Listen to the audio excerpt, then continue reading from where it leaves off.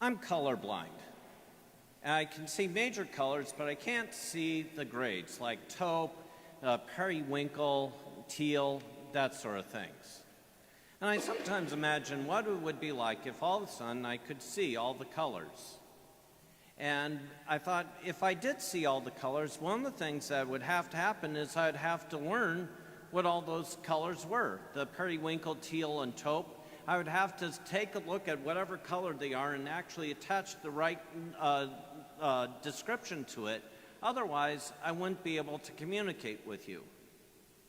Now, in this gospel reading, it seems like this deaf man cannot communicate because he's deaf and has a speech impediment. And the two go together.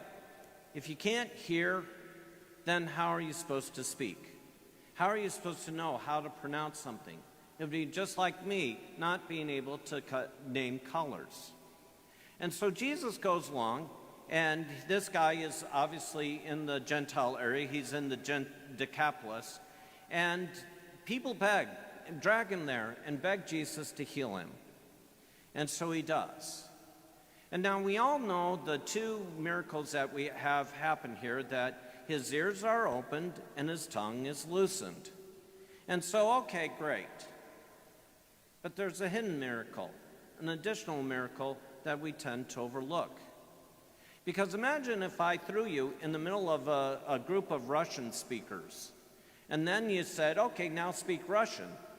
You would say, how am I supposed to do that? You know, and maybe I can mimic their words, but I certainly don't know what I'm saying or what I'm doing. And yet, this man who has been deaf for so many years, probably maybe through his entire life, immediately is able to speak. And that's a miracle, something that's unexpected.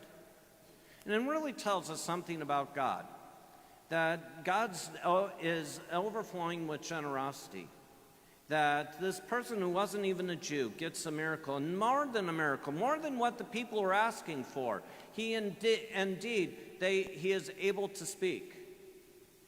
And that's what God does for us. No matter who we are, no matter if we're saint, sinner, rich, poor, or somewhere in between, God provides for all of us in more than unexpected and in an unexpected way. In my own life, I think about my dog, Rocky. I didn't think about having a dog when I came here. I didn't have a dog because I just lost my dog before I came here.